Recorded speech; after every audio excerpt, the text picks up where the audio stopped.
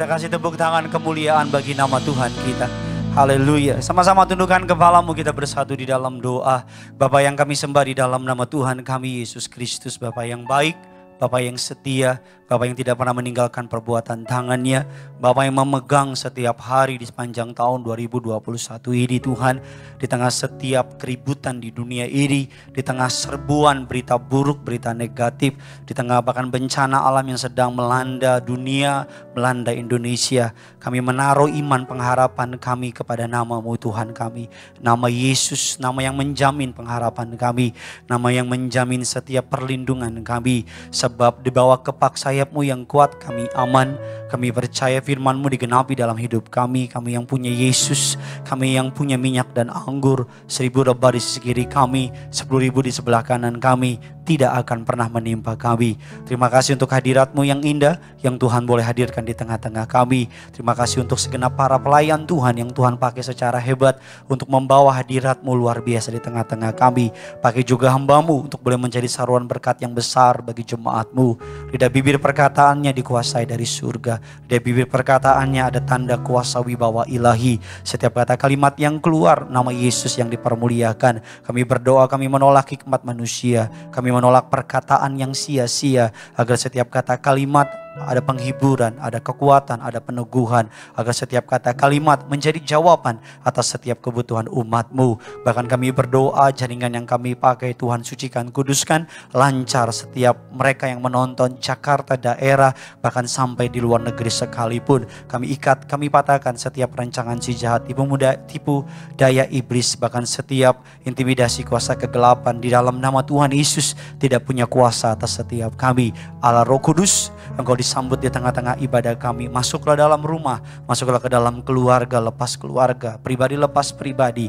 Di dalam nama Tuhan kami Yesus Kristus, setiap kita yang siap diberkati kebenaran firman Tuhan, gereja Tuhan Tiberias, sama-sama dengan bangga kita katakan amin. Kita kasih tepuk tangan yang luar biasa bagi Tuhan kita. Silakan duduk kembali saudara. Haleluya. Puji Tuhan. Suatu kehormatan yang luar biasa bagi saya bisa kembali melayani saudara dalam ibadah live streaming Gereja Tiberias Indonesia. Terima kasih yang luar biasa kepada Gembala Agung kita, Tuhan Yesus Kristus, yang memberikan saya kepercayaan untuk berdiri di mimbarnya yang kudus. Terima kasih kepada Gembala Sidang Gereja Tiberias Indonesia, Bapak Pendeta Dr. Yesaya Pariaji bersama dengan Ibu Pendeta Darniati Pariaji. Atas kepercayaannya saya boleh melayani di Gereja Tiberias yang luar biasa ini. Terima kasih untuk setiap jemaat Tuhan yang mau meluangkan waktunya untuk beribadah secara online pada hari ini. Terimalah salam dari mimbar ini. Shalom Tiberias.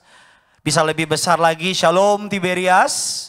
Apa kabar semuanya saudara? Tuhan Yesus itu baik, amin. Saya belum melihat tangan-tangan yang diberkati Tuhan Yesus, bisa lambaikan tangan saudara.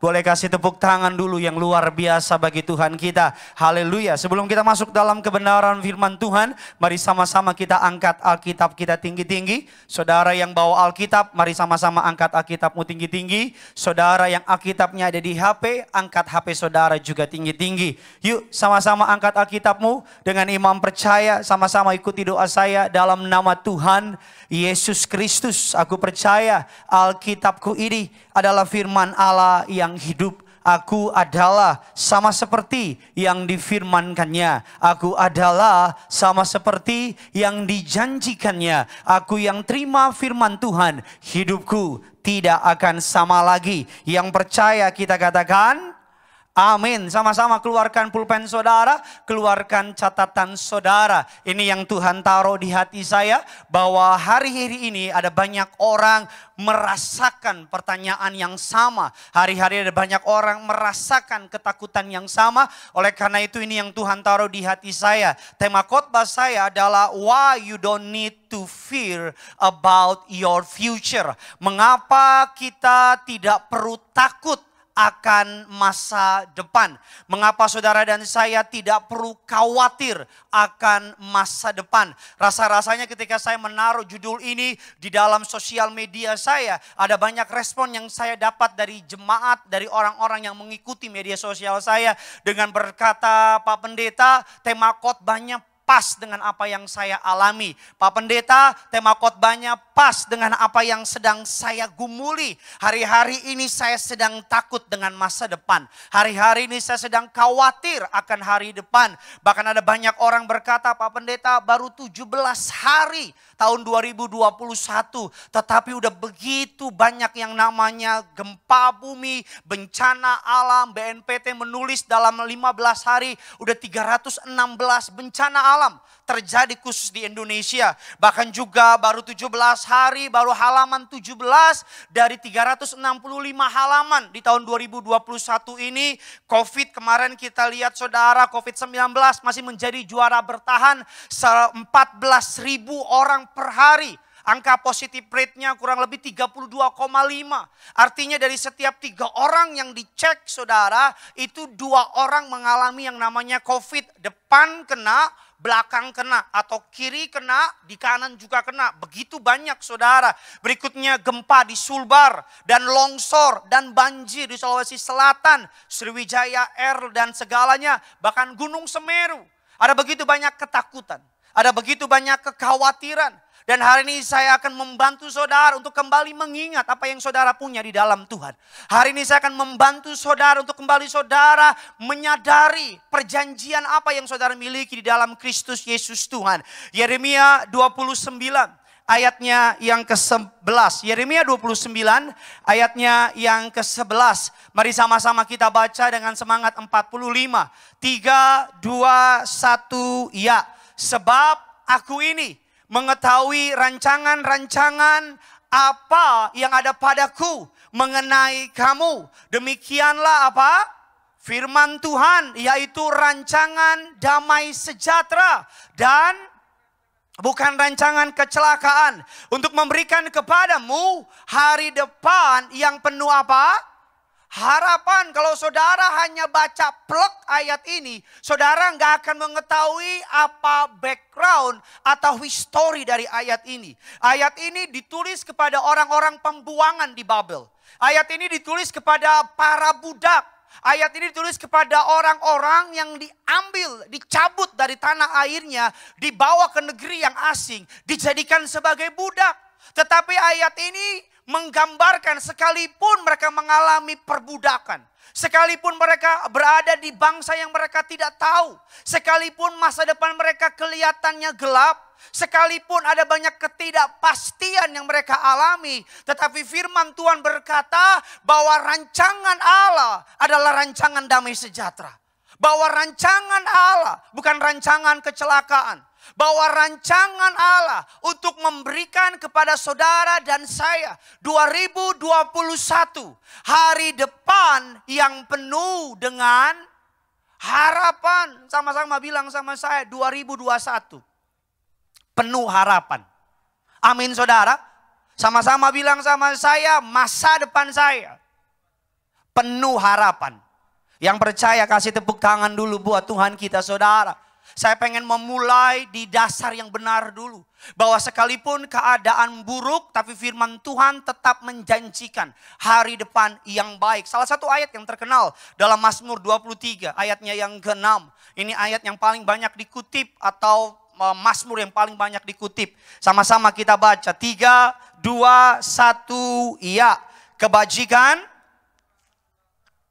akan mengikuti aku seumur hidupku. Aku akan diam di dalam rumah Tuhan sepanjang masa. Ayat ini ditulis oleh Raja Daud.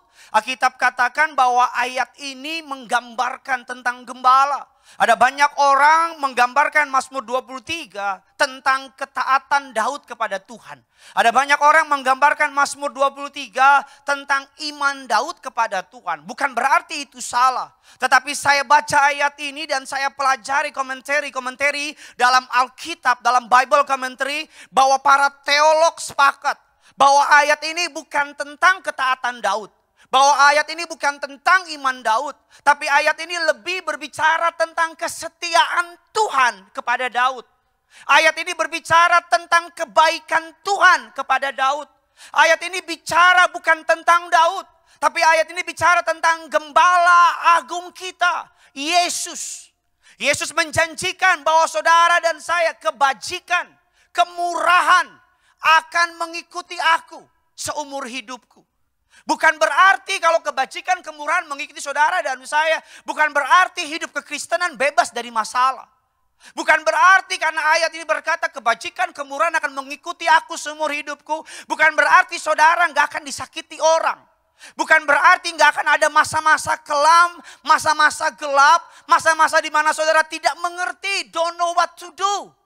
Tetapi ayat ini menggambarkan kita bahwa sekalipun ada masa sulit, sekalipun ada bahaya, sekalipun ada keadaan yang tidak mudah bagi kehidupan saudara dan saya, Allah menjanjikan. Menjanjikan apa? Masa sulit, keadaan sukar, pengkhianatan, masa-masa berat, Allah pastikan Allah akan ubah itu semua untuk mendatangkan kebaikan bagi orang yang mengasihi Kristus. Yang percaya kasih tepuk tangan buat Tuhan kita. Amin saudara. Kebajikan kemurahan, apapun yang terjadi sama saudara dan saya, Allah akan ubah untuk mendatangkan kebaikan. Apapun yang sedang terjadi sama saudara hari ini, kalau saudara serahkan sama Yesus, Allah akan ubah untuk mendatangkan kebaikan. Sedikitnya ada 3 alasan kebenaran firman Tuhan. Mengapa kita tidak perlu takut tentang masa depan kita. Why I don't need to fear about the future. Yang pertama, saya taruh dalam slide saya. Saudara bisa catat dan bisa bagikan kepada orang-orang yang sedang khawatir hari-hari ini. Mengapa kita tidak perlu takut akan masa depan? Because God goodness is watching over me. Saya suka sekali bahasanya. Karena kebaikan Tuhan menjaga hidup saya. Kebaikan Tuhan memelihara hidup saya. Kebaikan Tuhan cukup buat menjadi jaminan untuk saudara dan saya menatap 2021. Untuk saudara dan saya melangkah. Alkitab katakan Tuhan selalu memperhatikan saudara. Katakan amin. Alkitab katakan matanya tidak pernah dapat lalu dari saudara. Alkitab katakan dia dapat memperhatikan hidupmu 24 jam dalam satu hari. 60 menit dalam 1 jam. 60 detik saudara dalam 1 menit. Dia dalam every second in your life. Dalam setiap detik dalam kehidupanmu. Tuhan tidak pernah lalai memperhatikan saudara. Dalam komplek rumah saya dipasang CCTV untuk keamanan. Karena dipasang CCTV sekalian saya pasang CCTV di rumah saya saudara. Saya pasang tujuannya memang CCTV untuk keamanan. Tapi saudara tahu apa yang saya lakukan untuk CCTV? Setiap kali saya keluar rumah, saya kalau keluar rumah sering kali nggak bawa anak saya. Setiap kali saya nggak bisa hubungin istri saya untuk video call sama anak saya. Nggak bisa hubungin orang di rumah untuk video call sama anak saya. Saya buka CCTV saya. Bukan untuk cek keamanan. Untuk apa? Untuk lihat anak saya lagi ngapain. Sehari kalau saya lagi di luar rumah saya bisa cek 5 kali. Hari Minggu dari pagi sampai malam kalau saya keluar rumah saya pasti buka CCTV. Saya zoom in anak saya lagi ngapain. Bukan karena saya khawatir sama dia. Tapi karena saya kangen sama dia. Jadi CCTV yang harusnya untuk mengecek keamanan saya buka untuk cek anak saya. Itu saya. Bayangkan Bapamu di surga. Di surga juga ada CCTV yang ngecek saudara. Dia melihat saudara, dia memperhatikan saudara. Matanya tidak pernah pindah dari saudara. Matanya senantiasa memandang saudara. Alkitab katakan demikian saudara. Dalam Mazmur 145 ayatnya yang ke-20. 145 ayatnya yang ke-20. Yuk sama-sama kita baca. 3, 2, 1, ya. Tuhan menjaga. Sama-sama bilang sama saya, Tuhan yang jaga. Semua orang yang apa? Mengasihinya. Saya mau bilang sama saudara, saya percaya saudara yang menonton acara ini, saudara yang mengasihi dia. Kenapa? Karena nggak mungkin saudara nggak mengasihi Tuhan. Kalau saudara nggak mengasihi Tuhan, saudara nggak akan nonton acara ini. Saya percaya saudara dalam hatimu engkau mengasihi Tuhan. Alkitab katakan Tuhan menjaga semua orang yang mengasihi dia. Di tengah badai, di tengah keadaan yang sulit, di tengah pandemi yang menjalar di mana-mana. Kita nggak pernah tahu ada virus di mana-mana. Tapi mata Tuhan menjaga saudara dan saya. Dengan apa cara Tuhan jaga saudara dan saya? Mazmur 91 ayatnya yang ke-11. Mazmur 91 yang ke-11 mengatakan demikian. Sebab malaikat-malaikatnya akan diperintahkannya kepadamu untuk menjaga engkau di mana? Di segala jalanmu. Allah menjaga saudara dengan apa? Dia utus malaikatnya untuk saudara. Allah menjaga saudara dengan apa? Dia utus malaikatnya untuk pelihara saudara. untuk lindungi saudara, untuk jaga saudara terantuk batu, untuk jaga saudara mengalami hal-hal yang Allah tidak inginkan terjadi sama saudara. Pelayanan malaikat masih terjadi sampai hari ini. Sampai hari ini malaikat-malaikat Allah masih terjadi. Alkitab mengatakan jumlah malaikat di surga tidak terhingga. Saudara dapat mengaktifkan pelayanan malaikat dengan iman, doa, percaya kepada Tuhan.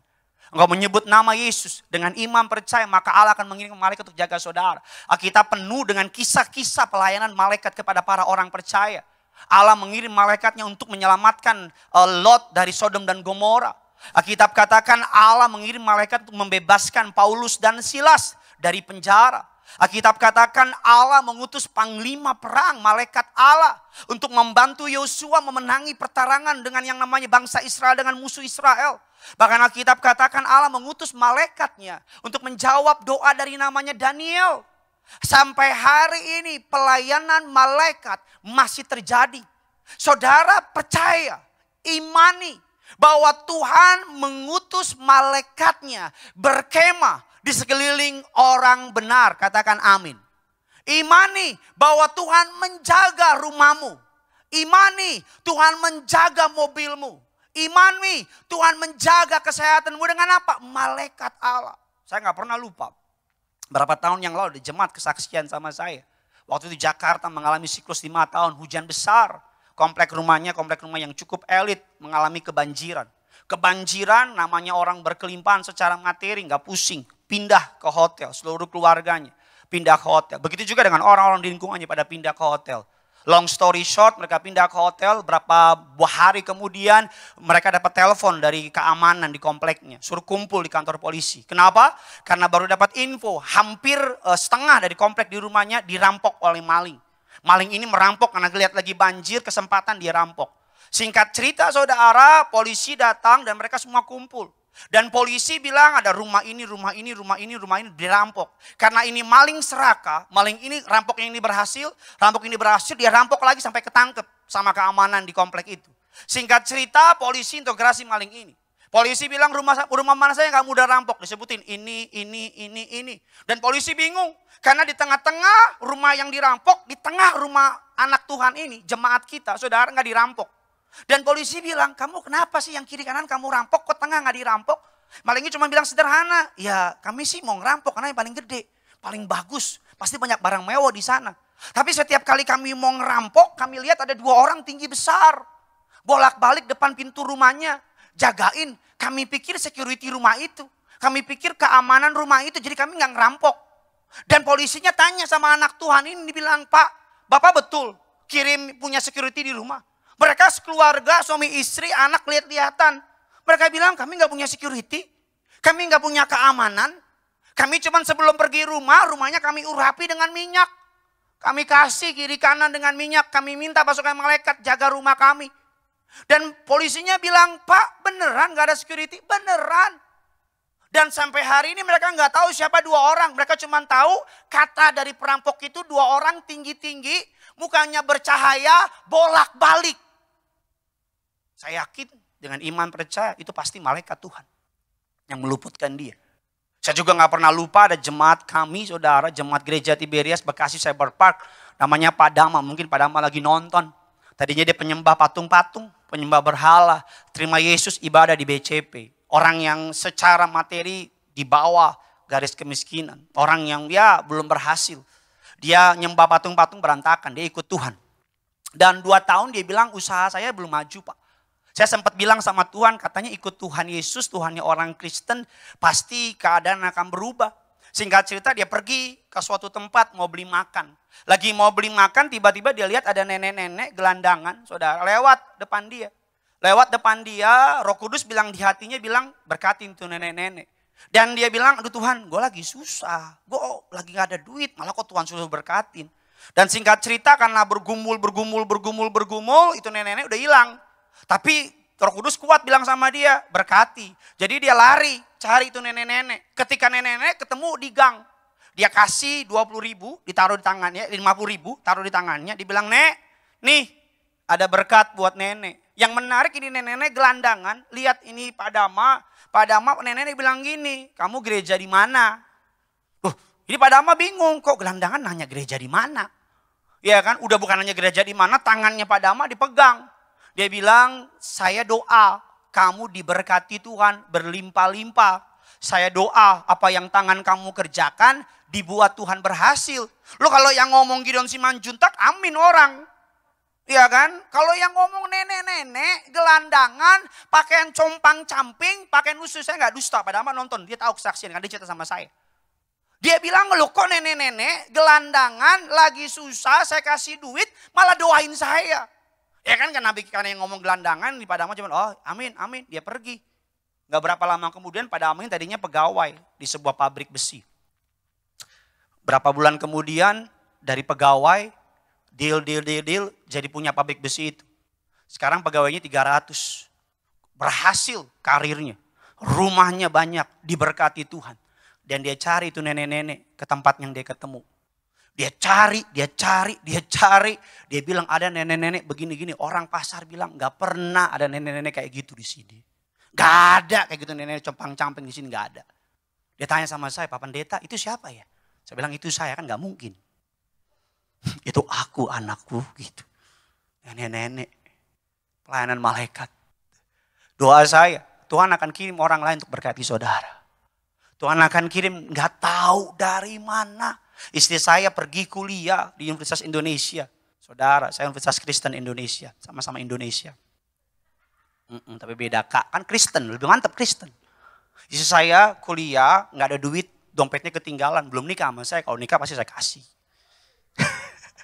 Jadi istri saya gak bawa duit, dompetnya gak ada. Aduh gimana ya, mau ngomong sama kondektur orang Batak pula. Ya kan, ku makan kau. Gimana ya, tiba-tiba gak tahu dari mana ada ibu-ibu gendong anak.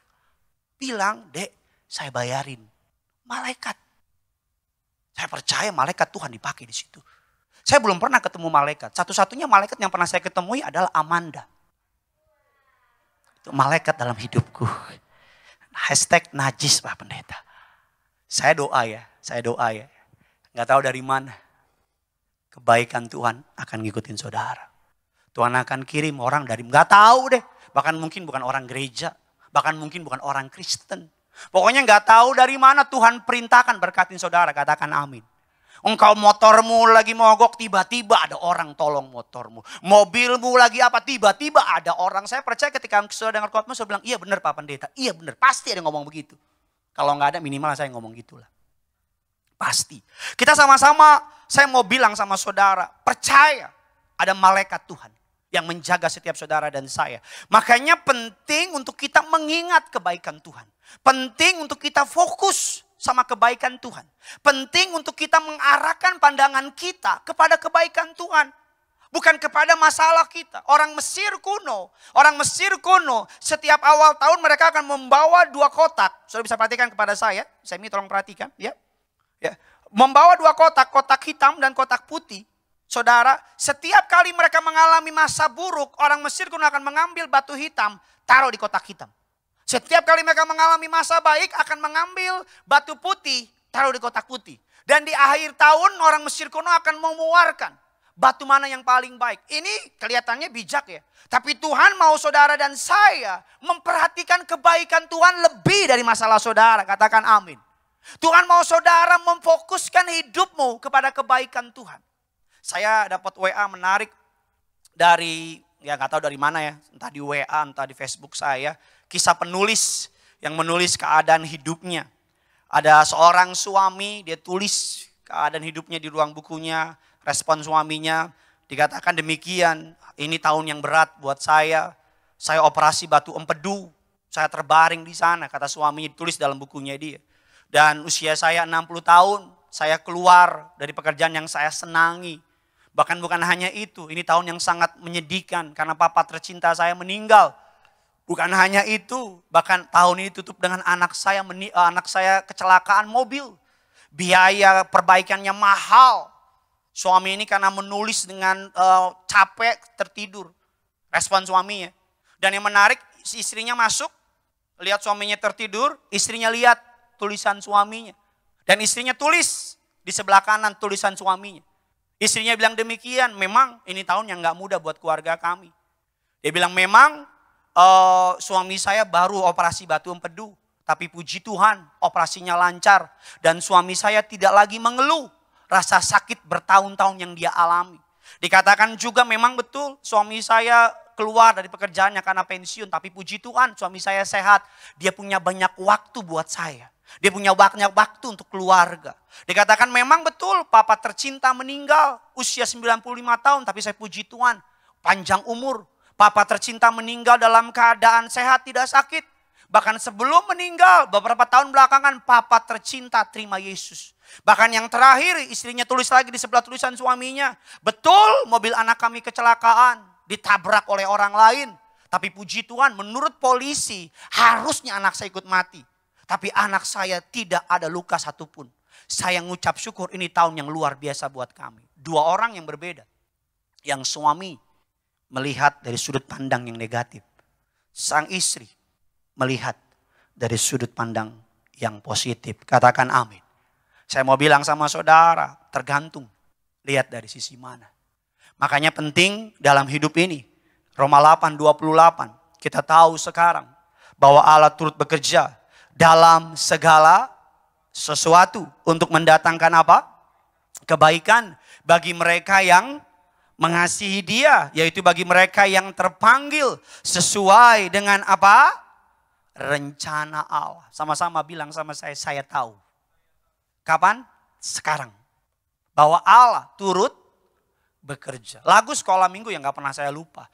Bila topan keras melanda hidupmu, bila putus asa dan letih lesu, berkat Tuhan, mari hitunglah. Kau niscaya kagum oleh kasih-Nya. Amin. Kalau saudara sedang takut hari ini, saudara sedang khawatir, ingat kebaikan Tuhan. Setiap kali saudara menerima tubuh dan darah Yesus, saudara sedang mengingat kebaikan Tuhan. Setiap kali saudara mengangkat darahnya, menerima tubuhnya, saudara sedang mengingat kalau Tuhan mati saja mau buat kita. Apalagi untuk memberkati saudara dan saya. Katakan amin. Tadi pagi Bapak Pendeta Aristo jam 8 berkhotbah sangat luar biasa. Mengenai Tuhan menagih ruang perjamuan bagi kita. Saya diberkati karena cara beliau membahas lain daripada yang lain. Dikatakan ruang perjamuan kudus bicara mengenai yang namanya penampian. Bicara yang namanya tentang keluarga, prioritas. Gak heran bahkan beliau cerita ketika sama Pak Pariaji terbang di pesawat perjamuan kudus di tengah banyak orang angkat anggur, angkat wine, dikira pramugari minta wine lagi gitu saudara. Ya kan perjamuan kudus, ingat kebaikan Tuhan. Yang kedua, mengapa kita tidak perlu khawatir akan masa depan. Yang pertama Alkitab katakan karena kebaikan Tuhan menjaga hidup saudara dan saya. Yang kedua, mengapa kita tidak perlu khawatir akan masa depan. Ini kesukaan saya, because God's favor is working in me. Karena kebaikan Tuhan atau kemurahan Tuhan bekerja di dalam saya. Sama-sama bilang sama saya, kemurahannya ada dalam hidup saya. Mama saya punya lagu yang gak pernah berubah dari zaman dulu sampai sekarang. Kemurahanmu lebih dari hidup. Kemurahanmu lebih dari hidup. Bahwa lidahku memuji Engkau, kemurahan-Mu lebih. Nama saya mau berapa kali lagu pasti nangis. Pengingatan akan kemurahan Tuhan. Dalam Matius, dalam Mazmur 23 ayat yang ke-6 dikatakan, surely goodness and mercy shall follow me all the day of my life. Bahasa Indonesia bilang kebajikan dan kemurahan akan mengikuti aku. Tapi bahasa Inggrisnya menerjemahkan lebih tepat lagi menurut saya. Surely goodness and mercy will follow me all the day of my life. Mengapa kita tidak perlu khawatir? Karena the goodness of God, the mercy of God mengikuti saudara dan saya. Pak Pendeta, apa bedanya goodness and mercy? Kelihatannya sama deh, saya tulis dalam slide saya. Apa sih God goodness? God goodness adalah when God give me what I don't deserve. Kebaikan Tuhan adalah ketika Tuhan memberikan saudara dan saya sesuatu yang kita tidak layak terima. Secara matematikanya Tuhan gak layak saya di mimbar ini. Secara matematikanya Tuhan gak layak saya punya istri yang baik, anak yang lucu, orang tua yang luar biasa. Secara matematikanya gak layak saya berdiri di mimbar Tuhan yang suci dan kudus ini. Tapi karena the goodness of God. Secara matematika saudara nggak mungkin achieve target. Secara matematika nggak mungkin perusahaanmu bisa survive. Secara hitung-hitungan nggak mungkin saudara nggak dipecat. Tadi saya ngobrol sama pemusik di sini. Dia bilang, bang, puji Tuhan bang. Semua di kantor pada dipecat, minimal gajinya dipotong setengah. Tapi puji Tuhan bang, saya bukan dipecat, malah diangkat jadi pegawai tetap, gajinya dapat full. Kalau bukan Tuhan apalagi bang. Saya dengar cuma bilang, God goodness, kebaikan Tuhan. Kalau bukan karena kebaikan Tuhan, ambruk.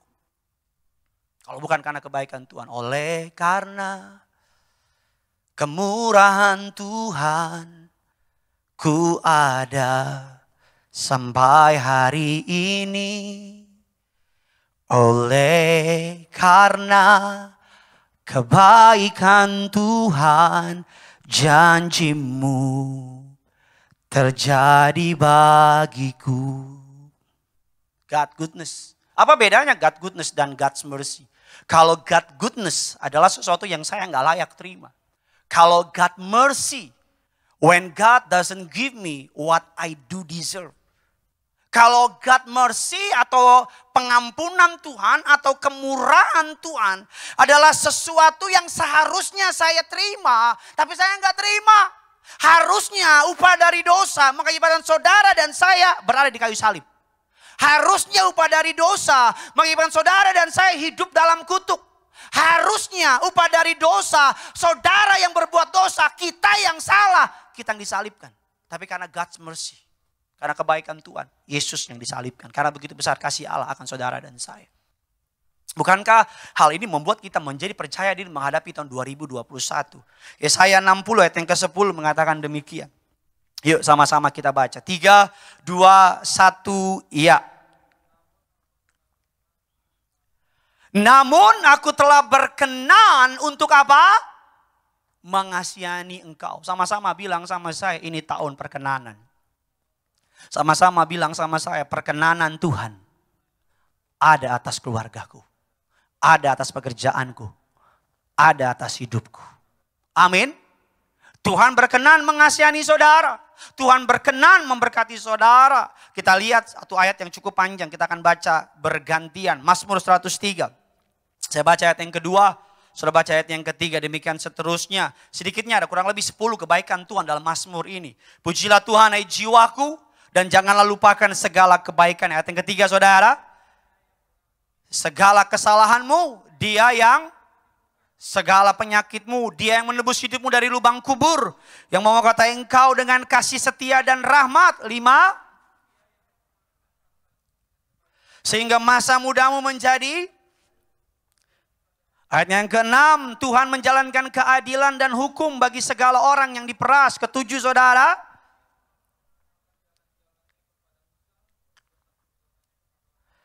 Ayat ke-8, Tuhan adalah penyayang dan pengasih, panjang sabar dan berlimpah kasih setia. 9 saudara, tidak selalu ia, tidak untuk selama-lamanya ia. Ayat yang ke-10, tidak dilakukannya kepada kita setimpal dengan dosa kita. Tidak dibalasnya kepada kita setimpal dengan kesalahan kita. 11 saudara.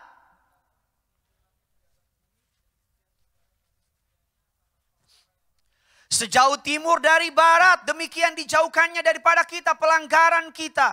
4:13 sama-sama kita baca. Seperti demikianlah. Bagaimana cara menggambarkan goodness and mercy-nya Tuhan? Saya dapat ini berdasarkan saya lihat, baca-baca. Goodness and mercy, kebajikan dan kemurahan shall follow me. Saya menggambarkan tentang kawanan domba. Saudara dan saya, kita katakan saudara saya ada kawanan domba. Kita adalah domba. Yesus adalah gembalanya. Domba mengikut gembala. Gembala jalannya di mana? Depan. Domba ngikutin gembala di depan. Selama domba ngikutin gembala di depan, everything's good. Tapi kadang-kadang domba tuh suka nakal. Domba suka keluar dari kawanan. Domba kalau sendiri pasti mati. Jadi domba keluar dari kawanan, nah di belakang ada anjing gembala. Biasanya 2 di belakang. Yang senantiasa cover up. Yang senantiasa protect. Jadi kalau ada domba yang mulai keluar dari kawanan, anjing gembala akan balikin ke kawanan. Kalau lagi ada domba yang mulai berhenti makan rumput sedangkan jalan, digonggong untuk jalan. Ini gambaran dari goodness and mercy. Tiap kali saudara dan saya mau keluar dari jalurnya Tuhan, dia akan kasih kebaikan. Dia akan jawab doamu. Supaya engkau, oh iya ya, Tuhan masih ada. Kau balik lagi. Tiap kali engkau mulai putus asa dan merasa kayaknya aku terlalu jahat, aku terlalu jauh dari Tuhan. Dia akan kasih mercy-Nya, belas kasihannya. Kau sadar aku dikasihi. Aku diciptakan untuk bukan jatuh dalam dosa, tapi untuk berkemenangan. Engkau kembali lagi dari Tuhan. Itu gambaran dari goodness and mercy-Nya Tuhan. Yang senantiasa ngikutin kita dari belakang.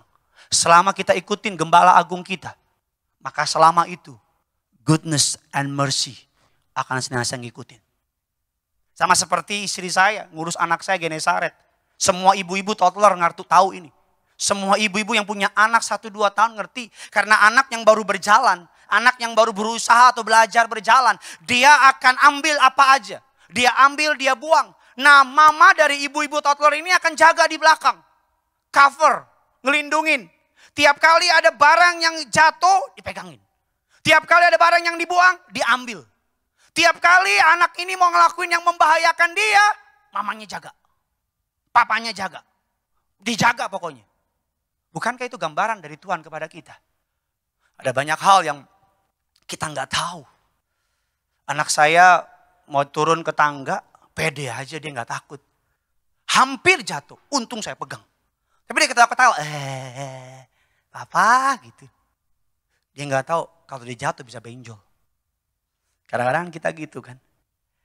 Kalau aja Tuhan bukakan mata rohani kita. Tuhan kasih lihat semua rancangan-rancangan orang yang dirancangkan buat kita. Dan Tuhan batalin.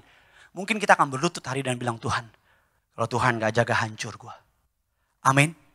Alkitab katakan demikian. Mazmur 78, 52, 53. Disuruhnya umatnya berangkat seperti domba-domba. Dipimpinnya mereka seperti kawanan hewan di padang gurun. Dituntunnya mereka dengan tentram sehingga tidak gemetar. Sedang musuh mereka dilingkupi oleh apa? Oleh laut. Tuhan tuntun saudara dengan tentram sehingga saudara tidak gemetar. Saya teringat kisah suami istri. Sang istri sudah menikah dengan suaminya bertahun-tahun. Dan sang suami gak pernah kasih kado apapun. Suatu hari istrinya bermimpi. Mimpi yang menyenangkan buat suaminya. Dan buat dirinya maksud saya. Dan dia datang suaminya bilang, Pa, tadi malam aku mimpi, Pa. Mimpinya keren banget. Suaminya bilang, mimpi apa? Ini suami beritnya minta ampun. Semalam aku mimpi, Papa kasih aku kado. Kado yang bagus. Kalung yang besar dan berlian, Pak. Mahal, keren deh, Pak, keren. Kira-kira apa sih arti mimpi itu, Pak? Ini kan suami istrinya ini kode keras. Ya kan saudara, terus suaminya bilang, oh itu ya, ya udah. Kalau gitu nanti malam akan papa beliin. Kamu akan tahu jawaban. Wih, istri senang. Gitu Pak, papa akan belikan. Iya, kamu akan tahu apa jawabannya. Wih, istrinya senang karena bertahun-tahun gak pernah dikasih berlian. Gak pernah dikasih kalung berlian. Singkat cerita dia lihat suaminya pergi keluar mau beli kado. Wih, tambah senang lagi. Wah, gila suamiku. Kasih aku kado berlian yang aku mau. Dan malam tiba, di situ deg-degan. Karena waduh istriku, suamiku nih. Kasih aku kado, makasih dapat mimpi deh. Dan suaminya datang, suaminya bilang, Mah nih kadonya. Aduh makasih ya Pak ya.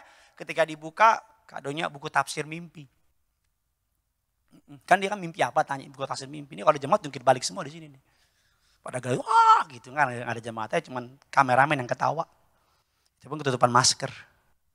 Kalau berharap sama manusia kecewa. Kalau berharap sama Tuhan, kita nggak akan pernah kecewa, katakan amin. Yang ketiga, yang terakhir, saya undang imam musik, teman saya bisa maju ke depan. Mengapa kita tidak perlu khawatir akan masa depan? Yang pertama, karena Alkitab katakan bahwa kenapa kita tidak perlu khawatir akan masa depan? Karena kebaikan Tuhan menjaga hidup saudara. Mengapa tidak perlu khawatir akan masa depan? Karena kemurahan Tuhan bekerja dalam hidup saudara dan saya. Yang ketiga, yang terakhir, mengapa kita tidak perlu khawatir akan masa depan? Because God's glory is waiting for me. Karena kemuliaan Tuhan menunggu saya. Dan aku akan diam dalam rumah Tuhan seumur hidupku. And I will dwell in the house of the Lord forever. Aku akan diam di rumah Tuhan selamanya. Ini gambaran tentang surga. Ini gambaran tentang kekekalan. Ini gambaran tentang rumah abadi kita. Surga.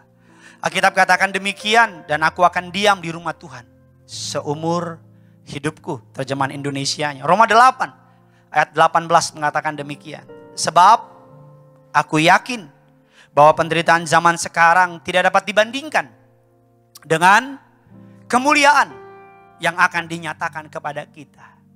Pak Pendeta, ikut Tuhan berat ya? Memang. Pak Pendeta, jadi murid Yesus berat ya? Yes. Karena untuk percaya Yesus, saudara gak perlu lakukan apa-apa. Cukup mengaku dengan mulutmu, percaya dengan hatimu, engkau diselamatkan. Tapi untuk menjadi disciple, murid Yesus, harganya gak murah. Bahkan lebih dari mahal. Apa harganya? All of your life. Semua hidupmu. Semua. Untuk jadi disciple, untuk cuma sekedar jadi pengikut, penggemar, gampang. Tahu penggemar kan? Kalau yang dia suka menang, gue dukung. Kalau yang gak suka kalah, ditinggalin. Tapi jadi disciple, jadi murid Yesus, it takes everything you have. Ambil semua yang kau punya. Penderitaan yang saudara alami hari tidak sebanding dengan kemuliaan yang Tuhan nyatakan bagi saudara. Para olahragawan ketika mereka berlatih di tempat mereka, ketika mereka naik ke podium dan menang, meraih kemenangan, selalu mereka bilang apa? Kerja keras dibayar lunas. Semua keringat mereka ketika mereka berolahraga, ketika mereka berlatih, mereka bilang ketika mereka meraih kemenangan, gak sebanding. Ketika saya ambil S2, belajar, bikin tesis dan sebagainya, ketika lulus sidang, di wisuda, semua begadang sebagainya, gak sebanding. Hari ini kau ikut Yesus mungkin ada tantangan, mungkin ada rintangan. Dan kau bilang kayak berat banget ya. Tapi dibanding kemuliaan surga yang Tuhan siapkan, gak sebanding. Satu ayat terakhir 2 Korintus 4, 17-18. Mengatakan demikian, saya baca ayat yang ke-17, saya baca ayat yang ke-18. Sebab penderitaan ringan. Keren banget nih Paulus bilang. Dibilang ringan. Yang sekarang ini mengerjakan bagi kami. Sama-sama bilang sama saya, bagi saya. Apa? Kemuliaan kekal. Yang melebihi segala-galanya. Udah kemuliaan kekal lagi.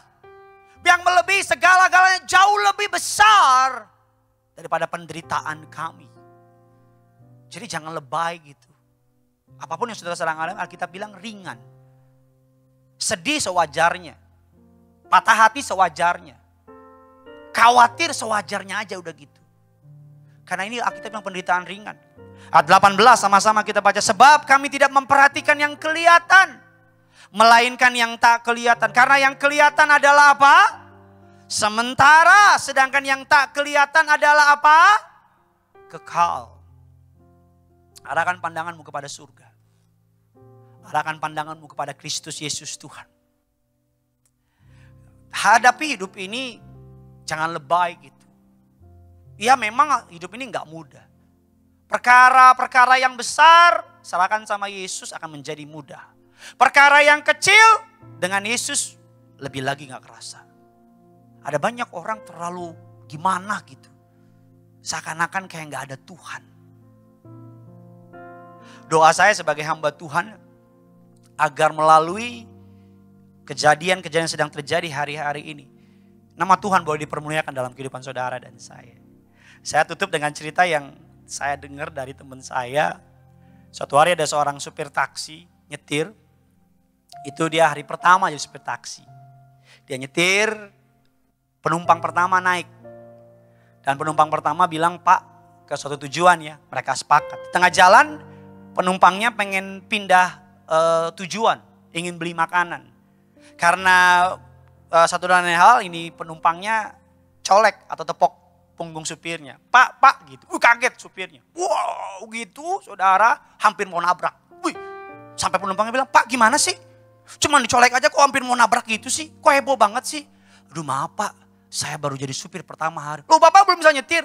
Saya udah puluhan tahun jadi supir Pak. Gitu. Loh kok kaget banget? Iya Pak, karena puluhan tahun saya jadi supir mobil jenazah Pak. Belum pernah ada yang colek saya selama ini Pak. Bapak orang yang colek pertama kali katanya. Kalau ada jemaat jungkir balik semua nih kalau ada. Itu lebay namanya. Too much. Ada orang putus cinta. Wih nangisnya kayak udah dunia berakhir. Ada orang, saya tahu emang gak mudah. Tapi percaya Tuhan pelihara. Percaya Tuhan tidak pernah terlambat. Percaya. Kalau dulu Tuhan tolong. Hari ini Tuhan pasti tolong. Kalau dulu Tuhan bela. Hari ini Tuhan pasti bela. Selamat hari Minggu. Tuhan Yesus memberkati saudara dan saya. Kasih tepuk tangan yang luar biasa bagi Tuhan kita. Bangkit berdiri dalam hadirat Allah. Pegang tangan suamimu, pegang tangan istrimu. Pegang tangan anak-anakmu. Datang sendiri. Kalau tangan kirimu di dada. Angkat tangan kananmu di hadapan Tuhan. Kita datang sama Tuhan dalam sikap ucapan syukur. Haleluya. Ku tahu Bapa peliharaku.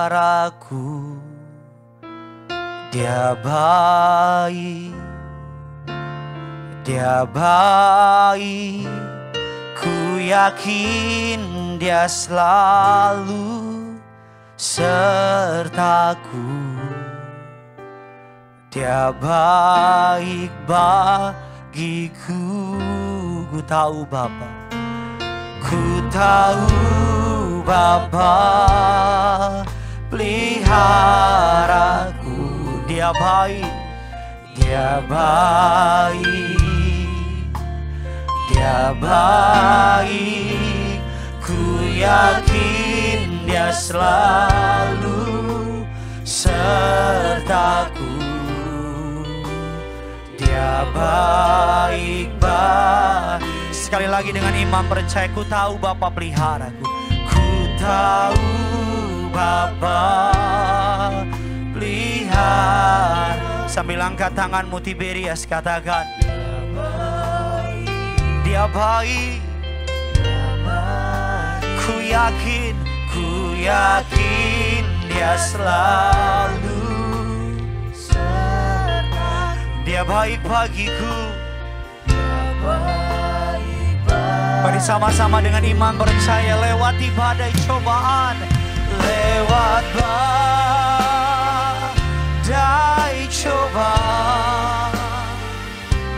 Semuanya mendatangkan kebaikan. Ku tahu Bapa peliharaku. Dia baik. Lebih sungguh lagi Tiberias, bawa hatimu lewat badai cobaan. Badai cobaan. Semuanya mendatangkan kebaikan. Ku tahu Bapa peliharaku. Dia baik. Lebih sungguh lagi lewat badai cobaan. Lewat badai cobaan. Semuanya mendatangkan kebaikan. Ku tahu Bapa peliharaku. Dia baik bagiku. Mari sama-sama kita angkat lagu dari awal. Sebagai iman percaya saudara, ku tahu Bapa peliharaku. Ku tahu Bapa. Amin. Angkat tanganmu, bilang dia baik. Dia baik. Dia baik. Dia baik. Ku yakin dia selalu sertaku. Dia baik bagiku. Dia baik bagiku. Sekali lagi jemaat Tuhan, bersama dengan rekan saya Pendeta Reza. Ku tahu Bapa peliharaku. Dia baik bagi setiap saudara dan saya. Dia baik bagi keluargamu. Ku yakin dia selalu sertaku. Dia baik. Mari sama-sama angkat hatimu lewat badai cobaan. Lewat badai cobaan.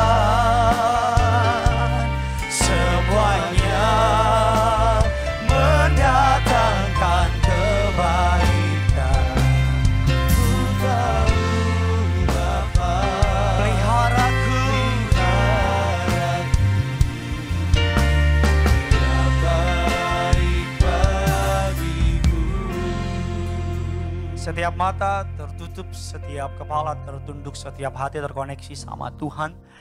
Pemahaman tentang Allah turut bekerja dalam segala sesuatu untuk mendatangkan kebaikan bagi setiap orang yang mengasihi dan terpanggil sesuai dengan rencananya akan membuat kita mampu menatap tahun ini.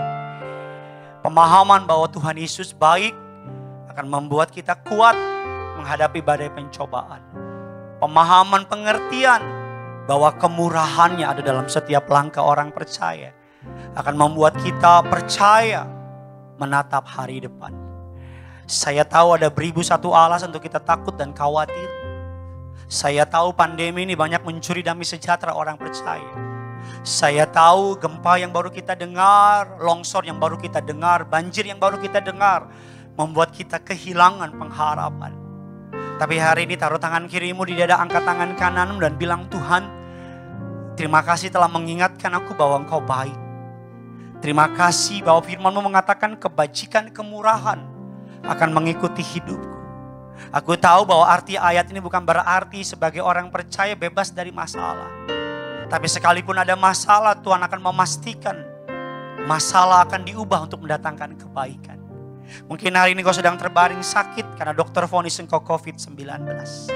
Mungkin hari ini engkau baru dipecat dari pekerjaanmu karena pengurangan karyawan. Atau bahkan mungkin hari ini engkau mendengar kabar suamimu pergi dari rumah. Atau bahkan mungkin hari ini engkau mendengar kabar ekonomimu hancur, tokomu hancur. Engkau boleh datang dengan berbagai macam cerita yang berbeda tapi kurang lebih masalahnya sama. Hari ini angkat tangan dan bilang, aku tahu Allah turut bekerja. Bilang sama Tuhan, aku tahu melalui COVID ini Allah turut bekerja. Melalui pemecatan di kantor Allah turut bekerja.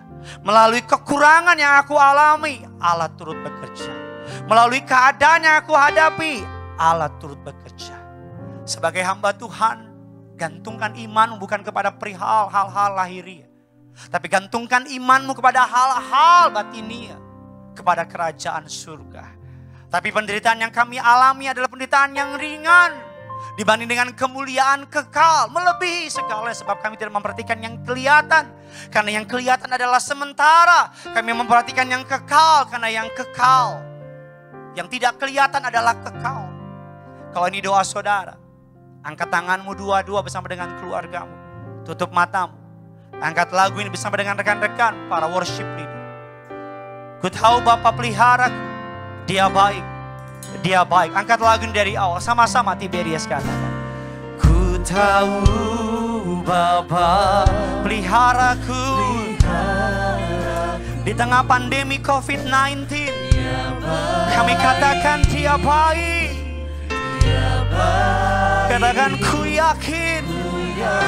Di tengah kekhawatiran, di tengah masalah dunia, kami katakan Dia baik bagiku. Mari sama-sama Tiberias dengan iman percaya lewat badai cobaan. Lewat badai cobaan,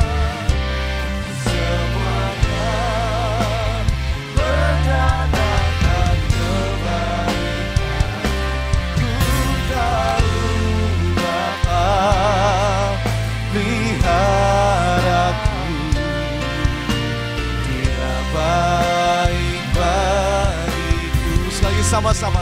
Lewat badai cobaan, lewat badai cobaan, semuanya mendatangkan kebaikan. Ku tahu Bapa lihat